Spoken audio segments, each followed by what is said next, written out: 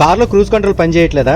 అయితే ప్యానిక్ అవ్వకండి. ఈ చిన్న ట్రిక్ మీకు చాలా బాగా సపోర్ట్ చేస్తుంది. అప్పటికీ అవ్వకపోతే అప్పుడు మెకానిక్ దగ్గరికి వెళ్తారు. కానీ మన కార్లో అయితే క్రూజ్ కంట్రోల్ యాక్టివేట్ చేసిన తర్వాత ఇమీడియట్ గా డీయాక్టివేట్ అయిపోతుంది. సో దీనికి గల కారణం ఏంటంటే కింద స్విచ్ అయితే చూస్తున్నారు కదండి, బ్రేక్ దగ్గర అలా క్లచ్ దగ్గర, ఇది క్రూజ్ కంట్రోల్ స్విచ్ అనమాట.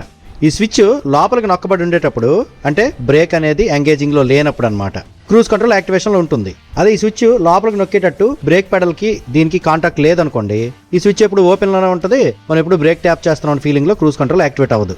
దీనికి గల కారణం స్విచ్ అయినా పోయి ఉండొచ్చు, లేదా ఈ స్విచ్ ఎంగేజింగ్ కి బ్రేక్ కి మధ్యలో ఉన్నటువంటి స్టాపర్ అయినా పోయి ఉండొచ్చు. ఆ స్టాపర్ పోయిందంటే ₹1 బిల్ల పెట్టి దానికి ప్లాస్టర్ వేసారు అనుకోండి, బ్రేక్ నార్మల్ స్థితిలో ఉండేటప్పుడు స్విచ్ అనేది ఇప్పుడు ఎంగేజ్ అయ్యే ఉంటుంది, క్రూజ్ కంట్రోల్ పనిచేస్తుంది.